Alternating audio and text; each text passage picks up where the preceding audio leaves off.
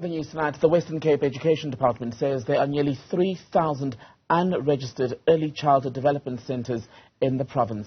It seems the high costs could be among the issues or reasons behind people even opting to send their children there. Let's talk further about this with the Centre for Early Childhood Development's Jessica Blom. A very good evening to you, Jessica. I'm grateful for your time. Am I right to say that the situation in the Western Cape is but a tip of the iceberg, basically? Yes, I mean, what's happening in the Western Cape is a similar pattern to across the country and with the other provinces, very much so. I mean, so across the country, most EC centres are unregistered, around 60%, whereas only 40% are registered with the Department of Education. And how reliable is that data that says 60% unregistered, only 40 registered? I mean, so it's the latest data that we have from a census that was conducted in 2021, and they surveyed around 42,000 ECD centres across the country.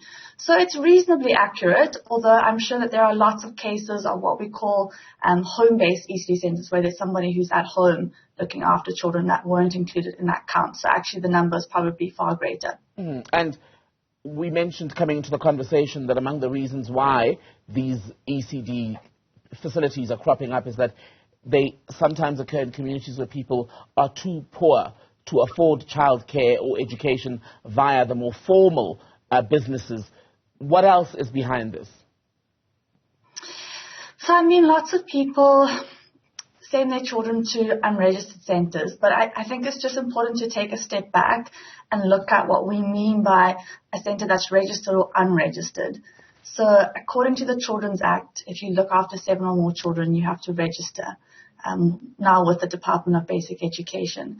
But what happens often in South Africa is that an ECD centre often starts organically. It often starts with there's a need in an area, a woman starts looking after children, before you know she has 20, 30, 40 children. And so ECD centres are only, they only pop up according to the need in the area. And I just also want to say that ECD centres provide a very valuable and important service. So even though they're unregistered, they really do provide a very, very, very valuable service.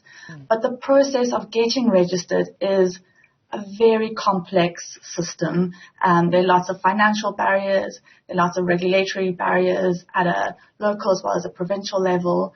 It's just really a system that does not work and is not enabling for ECD centres. So you say the system doesn't work, the process is much too cumbersome perhaps. You've got communities where childcare is desperately needed because people have to work or tend to other business. What then is the solution?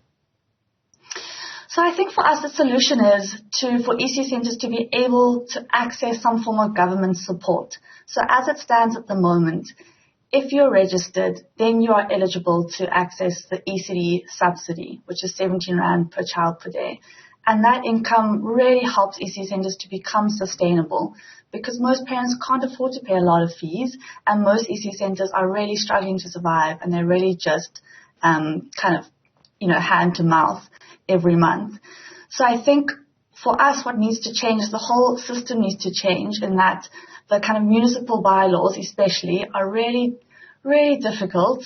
So for example, an ECD centre might wait 4 years before they get land use consent, which is a long time. They're in the process, but it's taking them 4 years to even get land use consent, which is just the first step in that process. And that's even before you've gotten to health and safety compliances. And so it's looking at creating a system that realizes the context of ECD centres, because some are in informal areas, and so the minimum norms and standards that they have to comply with in order to register, they'll just never be able to meet. So it's looking at trying to create a new system that allows more informal ECD centres to then access that subsidy so that they're able to be more sustainable and improve the services that they offer. You mentioned health and safety, and that is key because in the Western Cape, the conversation is going on now because an 8-month-old boy died at a daycare centre under mysterious circumstances, and issues around compliance and whether it was registered then emerged. How then do we monitor training, compliance, as well as safety standards when there are clearly thousands of these centres around? Yeah, it's a very tough question. I mean, and it was an absolute tragedy, and condolences to the family. You never want something like that to happen. I think it's about looking at making that system change and what is actually important. So the safety of children is priority number one, and that's something that should never be compromised. But there are other things that are barriers to registration which could be relaxed. So just for example, if an ECD centre looks after 80 children, it has 9 staff members that it employs, takes 4 years, they finally get land use consent. This is an example of a centre that we've worked with. And then they get something called a development charge, which is because they're now putting extra pressure. It's a once-off charge, but they're putting extra pressure onto the municipal services. And that centre received a development charge of 195,000 Rand, which maybe a business would be able to pay, but not an ECD centre where fees are 500 Rand or less a month. And that's just not a system that really works and acknowledges the informal nature of ECD centres. But I think what's important is then to have health and safety always in place, and that always has to be there. But there are other things like development charges, like having approved building plans that then could be eased to help ECD centres get into the system earlier. So in the interim, how do parents know if the ECD centre or ECD facility they're sending their child to or want to send their child to is even registered? Because News 24 was saying that the family of this little boy, in fact, said they were not aware that this particular ECD was not registered. Yeah, so I think if parents want to check out, they can ask the ECD centre if they have a partial care registration certificate, and that will be issued from the Department of Basic Education, or it might be one from the Department of Social Development when ECD was still under that national department. And I just want to say that it is also important to note that even though centres are unregistered, the Education Department does realize that they play a very important role. And there are some centres, as I said, who have perfect health and safety standards, but because they're in an informal area, they'll never be able to get registered.